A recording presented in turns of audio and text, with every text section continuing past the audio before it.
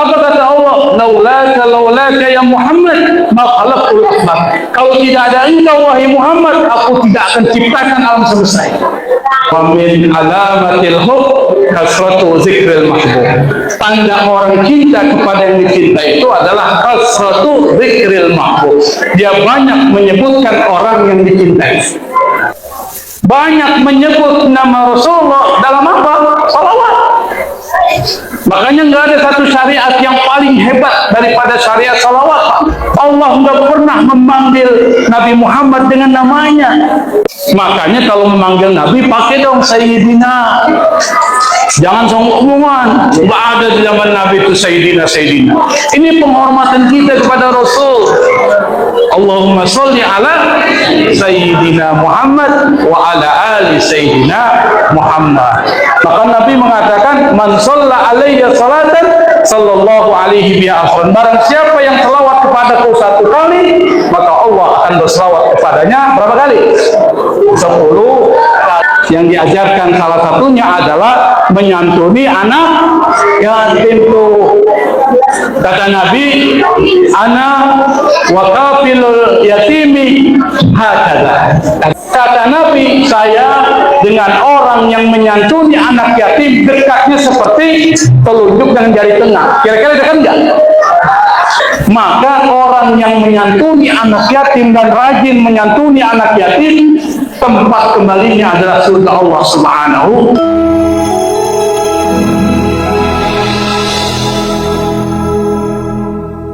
Hadirin hadirat yang dimuliakan Allah Subhanahu wa Ta'ala. Kalau saya lihat wajah-wajah yang hadir ini wajah-wajah penghuni surga. Mau masuk surga apa? Masuk surga. Kalau berangkat sekarang mau? Berangkat sekarang nggak mau, tapi mau masuk surga. Kenapa saya mengatakan wajah penghuni surga? Karena ada seorang ulama sufi mengatakan, siapapun yang menghadiri maulid Nabi, membaca kisah perjuangan Nabi, maka orang itu cinta kepadanya. Kalau cinta kepada Nabi, maka bersama Nabi di dalam surga. Nabi mengatakan, man ahabbani kana ma'i fil jannah. Barang siapa yang cinta kepadaku, kata Nabi, maka dia akan bersamaku di dalam surga. Maka kalau ada maulid-maulid Nabi, hadiri sebagai bukti cinta kepada Nabi Muhammad sallallahu alaihi wasallam. Siapa Nabi itu? Sampai kita menghadiri maulid Nabi bisa masuk ke dalam surga. Yang pertama, Pak, Nabi ini adalah makhluk yang paling dicintai Allah. Kalau ada soal siapa makhluk yang paling dicintai oleh Allah Subhanahu wa Ta'ala, jawabannya siapa? Jawabannya siapa? Nabi Muhammad sallallahu alaihi wasallam. Orang nanya, buktinya apa Ustaz? Buktinya itu ada satu riwayat. Nabi Adam alaihi salatu wasallam, beliau pernah melakukan kesalahan. Apa kesalahan Nabi Adam? Ada yang tahu, Bu? Ini bukan ibu-ibu nih, anak-anak ini. Ada yang tahu? Apa kesalahan Nabi Adam? Nabi Adam kesalahannya cuma satu. Makan buah kuldi, diusir dari surga. Kita kesalahannya banyak, minta surga. Lucu nggak? Lucu tuh. Nabi Adam makan buah kuldi, diusir dari surga. Kita kesalahannya bejibun, kata orang Betawi. Tapi mintanya apa? Surga. Maka yang perlu kita minta adalah ridha Allah Subhanahu wa Ta'ala, supaya Allah masukkan dengan ridhonya ke dalam surga itu. Maka ada doa, nas'aluka ridhoka wal jannah. Minta ridha Allah dulu, baru minta surga. Nabi Adam ketika melakukan kesalahan diusir dari Allah, diusir dari surga. Kemudian dia minta ampun sama Allah. Ketika dia minta ampun sama Allah, dia mengatakan, ya Allah, ampunilah dosaku dengan wasilah Muhammad. Allah tanya, ya Adam, kaifa ta'rifu Muhammadan walam akhluqhu? Kata Allah, wahai Adam, bagaimana kau tahu Muhammad, aku belum ciptakan? Kata Nabi Adam alaihi salatu wassalam, dia berkata kepada Allah, ya Allah, pada saat engkau ciptakan aku dan kau tiupkan rohmu kepadaku, lalu aku angkat kepalaku, aku lihat di tiang-tiang aras tertulis la ilaha illallah Muhammad Rasulullah. Tidak ada satu nama yang begitu hebat disandingkan dengan namamu ya Allah, kecuali orang itu adalah orang yang paling kau cintai. Apa kata Allah? Sadaqta ya Adam. Engkau benar wahai Adam. Muhammad ahabul khalqi ilayya. Muhammad itu kata Allah makhluk yang paling aku cintai. Kalau kau minta kepadaku ampunan dengan wasilah Muhammad, pasti akan aku ampuni. Makanya muncullah salawat-salawat dengan wasilah. Contohnya apa? Ya Rabbi bil Mustafa balligh maqasidana waghfir lana ma madha ya wasi'al karami. Sekali lagi. Ya Rabbi bil Mustafa balligh maqasidana waghfir lana ma madha ya wasi'al karami. Sekali lagi. Ya Rabbi bil Mustafa balligh maqasidana waghfir lana ma madha ya wasi'al karami. Maka kita minta wasilah kepada Nabi Muhammad, doa kepada Allah Subhanahu wa ta'ala seperti salawat ini. Ya Rabbi bil Mustafa, wahai Allah dengan Mustafa, balligh maqasidana, sampaikan maksud dan tujuan kami. Waghfir lana ma madha, ampuni segala dosa-dosa yang pernah aku lakukan. Itu wasilah kepada Nabi. Kenapa? Nabi Adam minta ampun kepada Allah dengan wasilah Nabi Muhammad, Allah ampuni Nabi Adam alaihi salatu wassalam. Itu yang pertama. Kenapa Nabi Muhammad spesial banget di hadapan Allah Subhanahu wa ta'ala? Kedua, alam semesta ini tidak akan pernah ada kalau Nabi Muhammad sallallahu alaihi wasallam tidak diciptakan Allah Subhanahu wa ta'ala. Jadi kita Bu yang hadir di sini, yang ada di sini, nggak akan mungkin ada kalau Nabi Muhammad tidak diciptakan Allah Subhanahu wa ta'ala. Apa kata Allah? Laulaka ya Muhammad ma khalaqtul aflaq. Kalau tidak ada engkau wahai Muhammad, aku tidak akan ciptakan alam semesta. Jadi bumi, langit, planet-planet, bintang-bintang, bulan, matahari itu nggak akan pernah ada kalau tidak ada Nabi Muhammad sallallahu alaihi wasallam. Makanya kita berhutang budi sama Nabi. Bagaimana cara membalasnya? Setiap ada maulid Nabi, kita hadiri, kita berselawat kepada Nabi sebagai bukti cinta kita, syukur kita, terima kasih kita kepada Nabi Muhammad sallallahu alaihi wasallam. Ada lagi satu riwayat menarik. Nabi Adam ketika di surga, Pak, itu kesepian dia.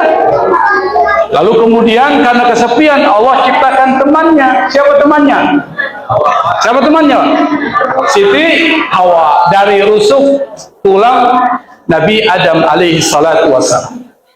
Ketika diciptakan Hawa, Nabi Adam kaget, siapa dia? Aku diciptakan untukmu. Lalu kemudian Nabi Adam pun terpesona, lalu ingin menikahi Siti Hawa. Kata Siti Hawa, boleh, tapi dengan syarat berikan mahar kepadaku. Jadi perempuanku dari dulu memang mereka itu sudah minta mahar kalau ingin dinikahi. Makanya sampai sekarang kalau kita ingin nikahi perempuan, bayar mahar dong. Bayar tuh. Nabi Adam bingung, maharnya apa? Akhirnya dia cari intan permata, Siti Hawa menolak. Dia cari emas, perak, Siti Hawa menolak. Lalu kemudian dia tanya sama Allah, ya Allah, kira-kira apa maharnya yang bisa saya berikan kepada Siti Hawa supaya Siti Hawa menerima lamaranku, hai Allah? Apa kata Allah? Ucapkan selawat kepada Nabi Muhammad sallallahu alaihi wasallam. Ternyata maharnya itu adalah selawat kepada Nabi Muhammad sallallahu alaihi wasallam. Maka kita ini sudah sepantasnya kalau cinta kepada Nabi Muhammad sallallahu alaihi wasallam. Adek, yang di belakang, tenang dulu ya. Nah sekarang kita cinta kepada Nabi nih. Cinta nggak kepada Nabi? Cinta nggak kepada Nabi? Kalau cinta kepada Nabi, apa ukurannya? Oh, pertama apa ukurannya? Kalau kita cinta sama orang, Pak, itu harus diukur.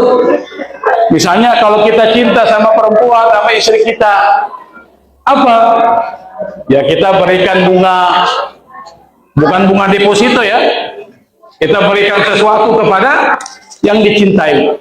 Nah kalau kita cinta kepada Nabi Muhammad SAW, ada ukurannya nih. Apa ukurannya? Kata seorang ulama, wa min alamatil hub kasratu zikril mahbub. Tanda orang cinta kepada yang dicintai itu adalah kasratu zikril mahbub. Dia banyak menyebutkan orang yang dicintai. Tuh. Kalau kita cinta kepada Nabi Muhammad, maka ukurannya adalah kita banyak menyebut Nabi Muhammad sallallahu alaihi wasallam. Gimana caranya? Yang pertama, kemudian para ulama menulislah syair-syair pujian kepada Nabi Muhammad. Ditulislah kisah-kisah, ada Maulid Barzanji. Maulid apa lagi? Ada Dibai, apa lagi? Ada Simtud Duror, apalagi Biaqul Lami, banyak ditulis para ulama yang di dalamnya pujian kepada Rasulullah SAW. Kenapa? Mereka tahu ukuran cinta kepada Nabi adalah menyebut Nabi Muhammad SAW, memuji Nabi Muhammad SAW. Kira-kira Nabi suka nggak dipuji? Suka. Nabi suka dipuji. Bahkan Nabi pernah menghadiahkan orang yang memuji beliau dengan syair-syairnya. Ada cerita nih Pak, mau dengar cerita nggak Bu? Ada mau cerita nggak? Di zaman Bani Umayyah itu ada seorang penyair. Penyair itu namanya Farasdak. Kalau orang belajar di Fakultas Adab Sastra Arab pasti kenal nama ini.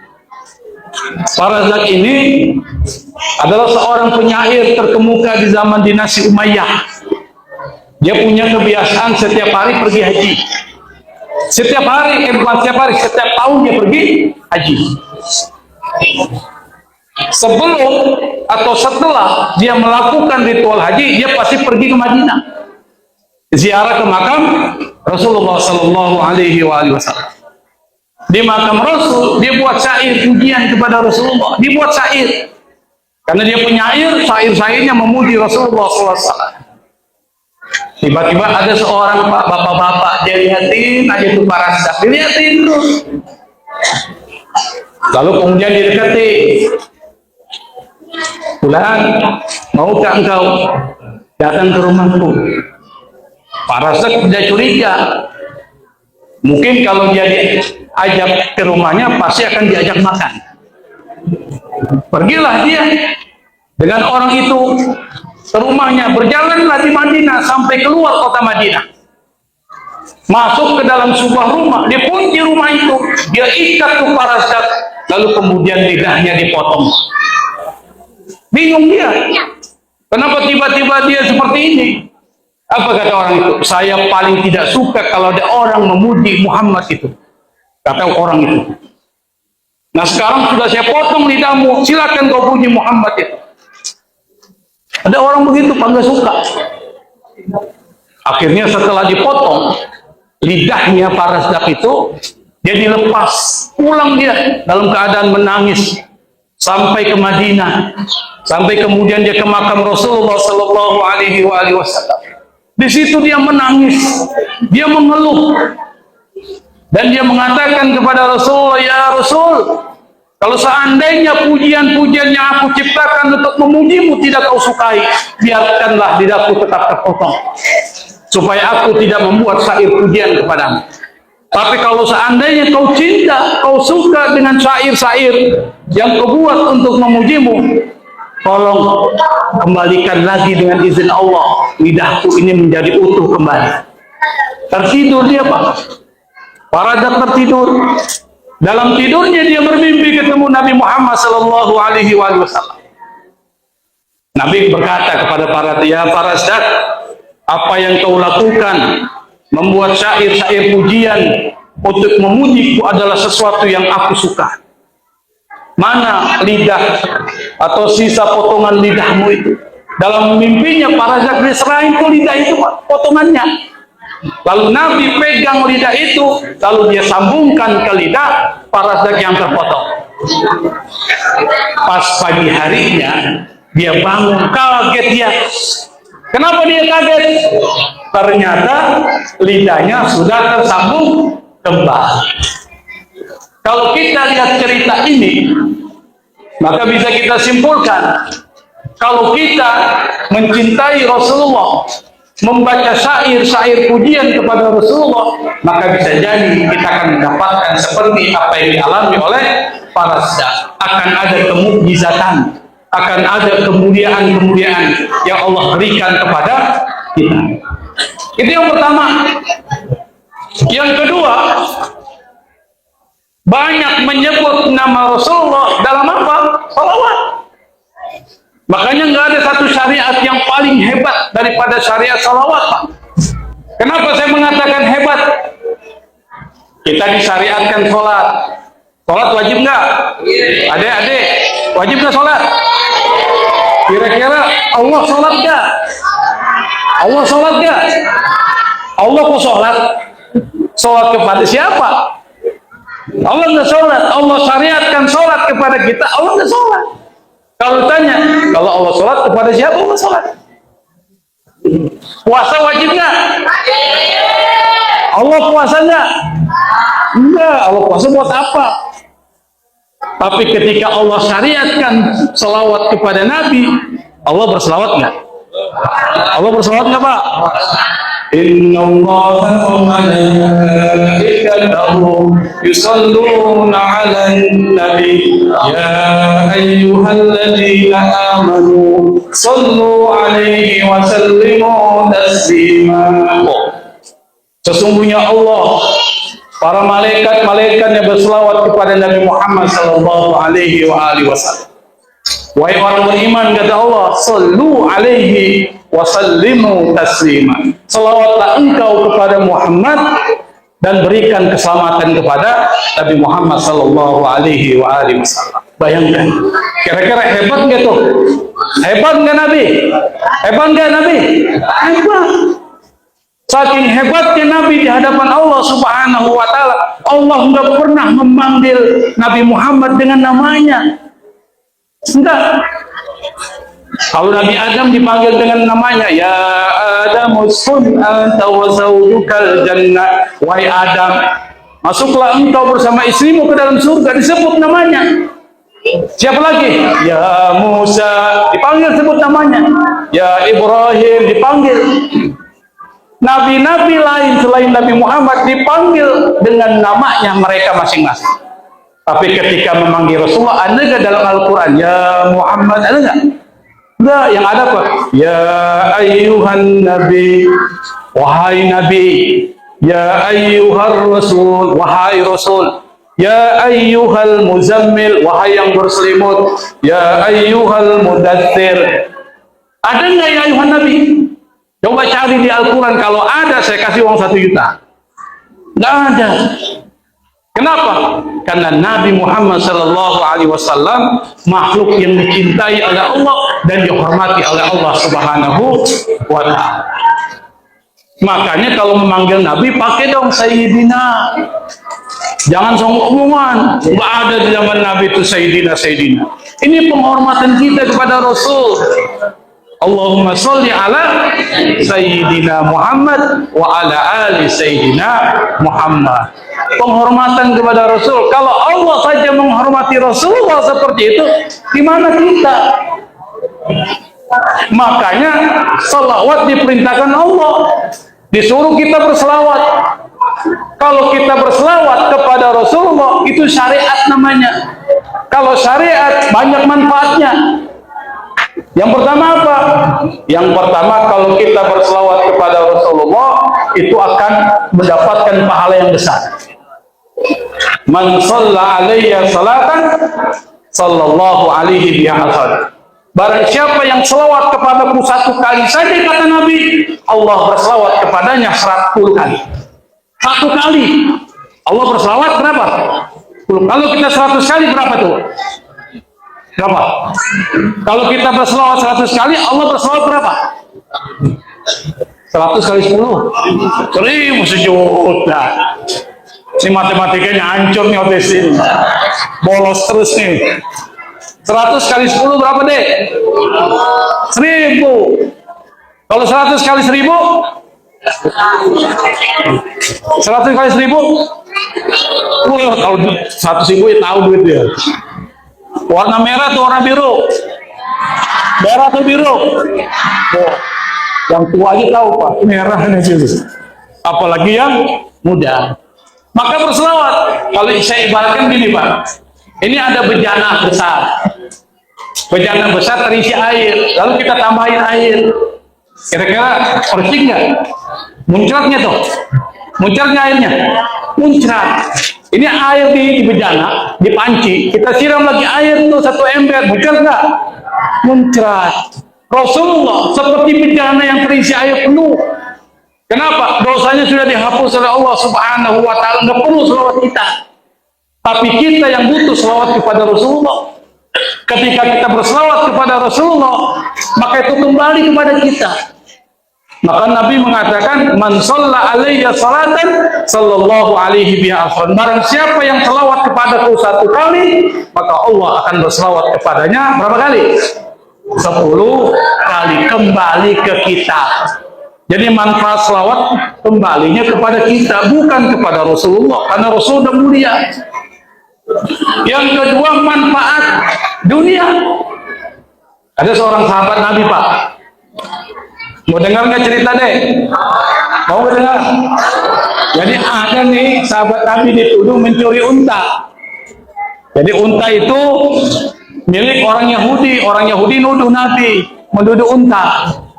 Dan orang Yahudi ini dihadirkan 2 saksi. 2 saksi. Rasulullah memutuskan dengan bukti formal.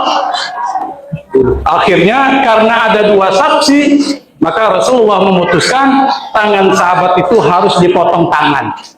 Harus dipotong tangannya. Kenapa? Karena dia mencuri unta, ada saksinya. Kata sahabat Nabi, dia bilang, ya Rasul, saya akan terima putusan itu tetapi dengan syarat. Apa syarat itu, kata Rasul kepada sahabatnya? Tolong hadirkan unta yang saya dituduh mencurinya. Jadi unta itu dihadirkan. Lalu kemudian sahabat Nabi bertanya kepada unta. Sahabat Nabi bertanya kepada unta. Unta menjawab. Kata sahabat Nabi, wahai unta, apakah aku yang mencuri engkau? Unta itu menjawab dengan bahasa Arab yang fasih. Emang enggak? Unta aja bisa bahasa Arab. Kalau kita nggak bisa bahasa Arab kan? Kata unta, dia bilang, bukan engkau yang mencuriku, tapi engkau dituduh mencuriku. Yang menuduh adalah orang yang membuat sumpah palsu itu. Nabi dengar unta bisa bicara. Kemudian orang ini, sahabat Nabi ini dilepaskan dari hukuman potong tangan. Nabi lalu berkata, wahai sahabatku, apa yang kau lakukan sampai unta bisa bicara dengan izin Allah kepada engkau? Apa kata sahabat Nabi? Dia bilang, ya Rasul, ini penting nih, adik-adik ya, penting nih. Saya punya kebiasaan ya Rasul. Apa kebiasaanmu, kata Nabi? Setiap hari sebelum tidur, saya baca salawat kepada engkau 10 kali. Setiap hari rutin istiqomah. nggak putus-putus 10 kali sebelum tidur. Dan karena itu maka Allah berikan perlindungan kepadaku karena berkat selawat aku kepada kamu ya Rasulullah SAW. Makanya kalau sebelum tidur salah satunya baca apa Pak? Selawat berapa kali? Nah ditambah jadi 100 kali. 10 kali terlalu pendek.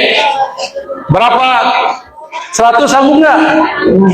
100 sanggup nggak? Sanggup. Yang pendek selawatnya Allahumma sholli ala Sayyidina Muhammad wa ala ali Sayyidina Muhammad 10 kali. Kalau nggak bisa banyak. Kalau bisa ditambah lagi. Kenapa? Karena akan dilipat gandakan balasannya oleh Allah Subhanahu wa ta'ala. Itu indikator yang pertama. Ukuran yang pertama itu. Kalau kita cinta Nabi, banyak menyebutin nama Nabi.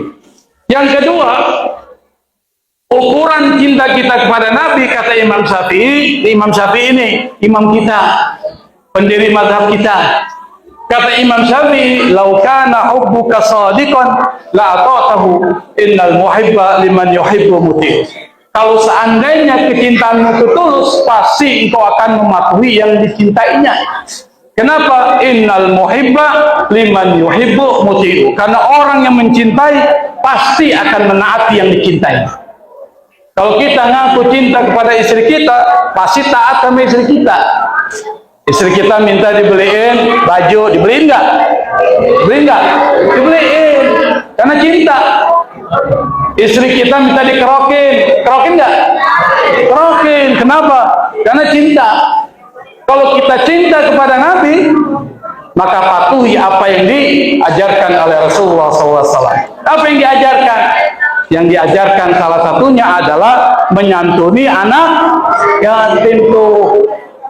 Kata Nabi, ana wa kafilul yatimi hakadha. Nabi menyebut dua nih. Hakadha. Ini dari apa nih? Hah? Tunjuk. Ini kira-kira ada jari nggak? Setelah di tengahnya ada nggak? Nggak ada. Berarti dekat nggak nih? Dekat. Kata Nabi, saya dengan orang yang menyantuni anak yatim dekatnya seperti telunjuk dengan jari tengah. Kira-kira dekat nggak? Nabi ada di mana? Nabi ada di mana? Nabi ada di surga. Kalau Nabi ada di surga dan orang yang nyantuni anak yatim bersama Nabi, berarti di mana orang itu? Surga. Maka orang yang menyantuni anak yatim dan rajin menyantuni anak yatim, tempat kembalinya adalah surga Allah Subhanahu wa ta'ala. Maka jangan ragu-ragu Pak kalau ada anak yatim santuni dia. Tapi anak yatim itu ukurannya adalah sampai dia balik. Kalau dia sudah tidak balik lagi, bukan yatim namanya. Bukan menyantuni anak yatim, tapi bisa memberikan bantuan kepada orang lain. Tapi kalau anak yatim, itu sampai kapan? Sampai balik tuh. Kira-kira kalau umur balik berapa itu? Laki-laki berapa? Tahun ya? 10, 11. Kalau perempuan? 12 sampai haid ya kira-kira 13, 14 lah sekitar itu. Nah kalau sudah balik, sudah haid bagi perempuan, laki-laki balik misalnya, maka itu dianggap bukan anak yatim. Kalau orang yang nyantuni anak yatim kata Nabi bersama dia di surga, kira-kira surga seperti apa sih? Ibu, Pak, kira-kira surga seperti apa?